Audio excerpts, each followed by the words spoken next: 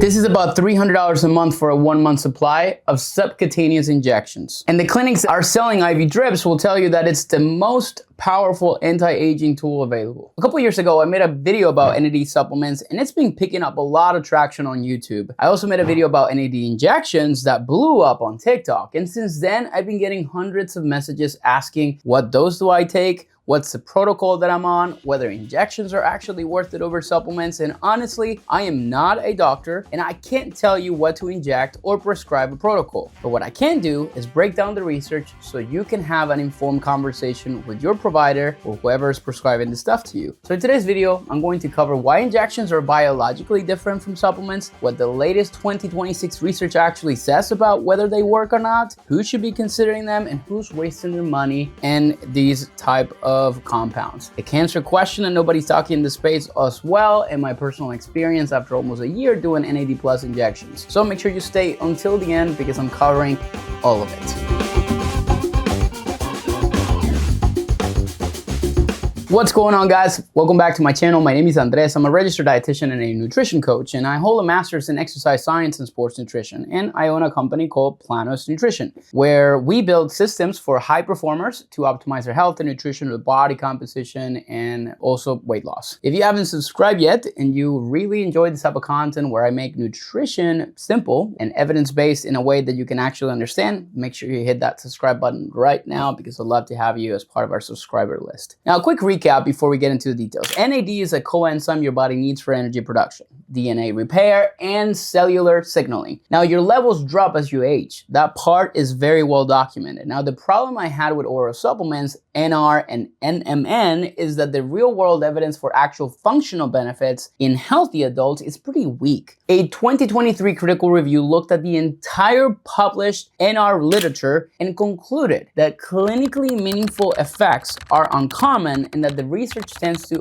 overstate how robust the results tend to be. But injections are a fundamentally different delivery systems, this right here, and that matters. So let's talk about what's actually happening biologically, because most of what you hear at longevity clinics, it tends to be more about the marketing and not necessarily teaching you the science behind the stuff. And I say this as someone who's been doing NAD plus injections for almost a year because I'm also going to be sharing my own experience and, to be honest, about what the science does and doesn't support from using this injection. Here's the thing, you can't actually absorb NAD plus directly through your gut. Your digestive system breaks it down before it gets to your bloodstream. That's why supplements like NMN or NR, they exist because they're precursors that your body converts into NAD plus after absorption. Here's what a major 2026 study in Nature Metabolism found. NR and NMN may not even be absorbed intact the way most people think. The data shows that a significant portion of the conversion to NAD plus may actually happen through your gut bacteria. So your microbiome is actually breaking the precursors down to something called nicotinic acid, which is basically niacin, and then your body rebuilds it into the form of NAD. Now, that means that two people taking the same NMN supplement can get completely different results depending on their gut health makeup. And that's something that a lot of people are not necessarily sharing on social media. Now, the advantage of injections is that they bypass all that. Subcutaneous or IV delivery puts NAD plus or its precursors directly into your circulation because it skips the whole entire digestive breakdown and then also skips that microbiome variable that everybody has a different microbiome. Now, that's essentially pharmacokinetics. The same dose injected produces a measurably different blood response at the same dose that you're swallowing. There's 3 different injection types that you need to know.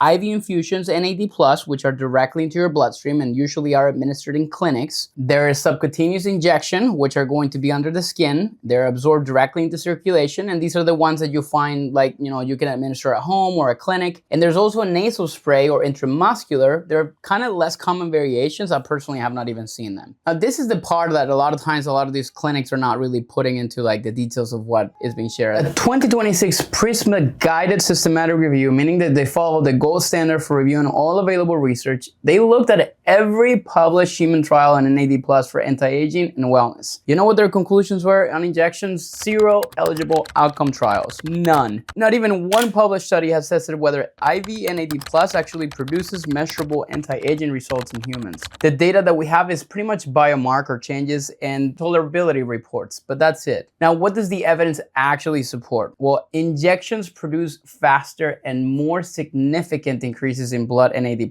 levels compared to oral supplements. That part is documented. Now, there is some clinical data showing potential benefits for people with metabolic dysfunction, chronic fatigue, and certain neurological conditions. And now IV NAD has been used for a long time in addiction recovery settings with promising data on withdrawal symptom reduction. Now, in populations with clinical NAD+ deficiency, like older adults and people recovering from illness, people with mitochondrial dysfunction, maybe this injection route has a stronger case. Now, the thing is, like, where the evidence doesn't really support the price tag, because there's no large-scale randomized controlled trials in healthy adults showing that these injections outperform well-dosed oral precursors for real-world outcomes. The 2019 IV NAD+ pilot study, they track basically what happens during a 6-hour infusion, and even NAD+ gets rapidly broken down to nicotinamide and ADPR in your blood. So this whole marketing image that it's direct cellular refueling, or it's like essentially making your cells like more energetic, it's a bit of an oversimplification. Now, there's a 2026 study. It was a retrospective comparison looking at IV NAD+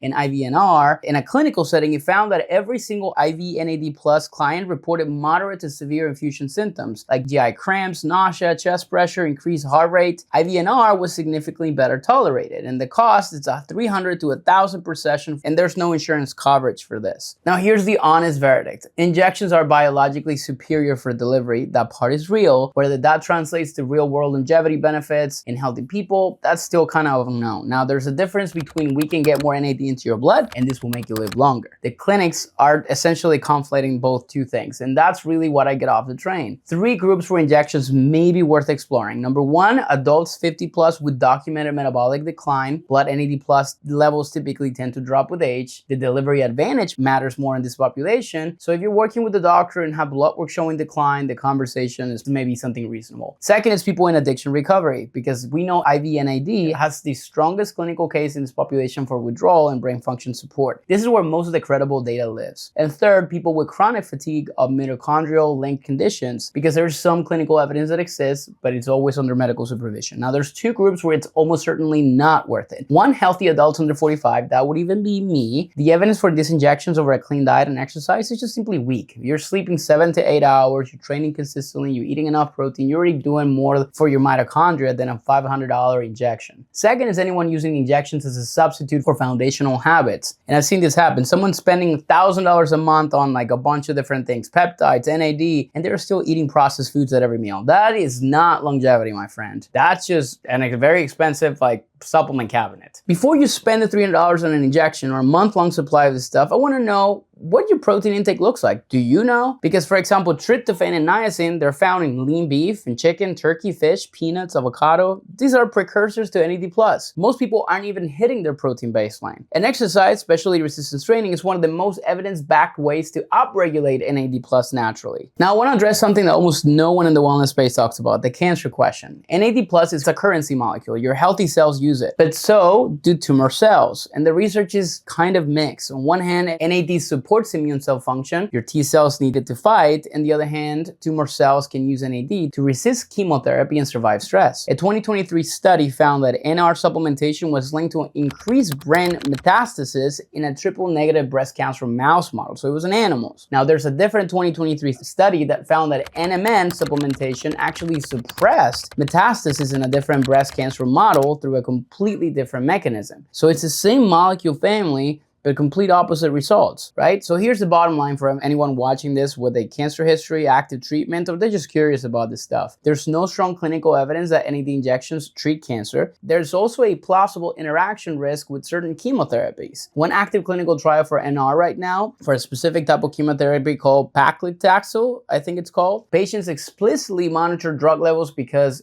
NR may alter how the chemo works in your body. So if you're on an active cancer treatment, do not self-direct NAD supplementation. Talk to your oncologist, please. This is not a supplement decision, it's more of a medical decision. Now, I've been doing NAD injections for almost a year. Here's what I personally noticed and what I haven't. Number 1, I've noticed, yes, it's kind of, I don't know if it's placebo, but I noticed every time like I inject it, I do think that there is a noticeable increasing energy. I just feel different, like you feel better. I do feel like a tingling sensation in my legs. It's kind of weird, it stays like for a little while. So you have to kind of be careful. But I don't necessarily feel like I have noticed a major amount of things more differently than that. Maybe I'm just in general less sleepy, perhaps. I've been doing this subcutaneously, usually like in my my bicep or like in my tricep or sometimes in my belly. But to be honest, it's not something that it's like been life-changing. Like some people have shared to me like, oh my God, like I feel like a million times better, because I feel like it's very personal to each individual. So, but that's just honestly the way that I have felt it. I still supplement with it probably once a week or so. But to be honest, once I run out, I'm most likely not going to renew it because I don't necessarily think it's actually making a major difference in my process. Now, the reason I'm sharing this is not to sell you on NAD. It's because I think the wellness space needs more people who use things, study the evidence behind them, and then tell you the truth about both. Here's my honest take as a registered dietitian. NAD plus injections are not necessarily a scam because we know that the science of the delivery method is real. Like you get more by just injecting it. But the way that it being marketed as this like elixir for health and in this longevity clinics is kind of misleading, right? If you're over 50, you have documented metabolic issues and you're working through recovery,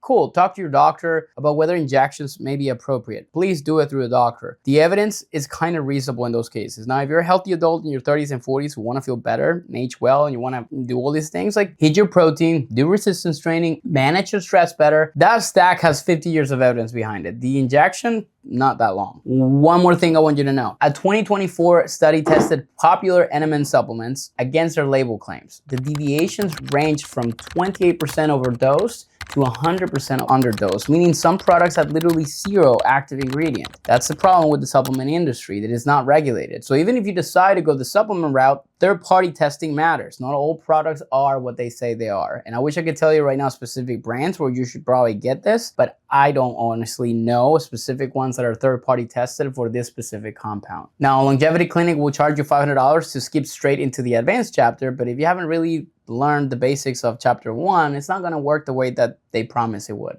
Now, if you want to figure out exactly what your nutrition foundation actually looks like before spending money on any of this, I have a free 3-day food awareness audit. The link is in the description. It's what I walk my clients through before we ever talk about supplements or interventions. I basically go through your entire 3 days of eating and I kind of give you a report back to give you some formal direction in terms of the things that you need to do or not. Bottom line, the injection beats the pill and delivery, but neither one beats the basics. And that's the truth your longevity clinic is probably not really telling you. I'm hoping you enjoyed this video. It was a little bit kind of like sciencey, and I know like some point that can be boring, some of this stuff. The long story short is you got to be careful with the stuff that you're just injecting in your body. But you know, for the most part, as long as you understand the science and you do it from a reputable source, kind of at your own risk. Now, please do not take this medical advice. Please consult with a physician or your medical provider before you try any of this stuff. If you have questions, drop it in the comments. If you enjoy this video, hit like. And if you enjoy this type of content and you like me talking about this stuff, make sure you also hit subscribe and share it with a friend who may be interested in learning more about this specific topic. Thank you for tuning in, and we'll see you next week.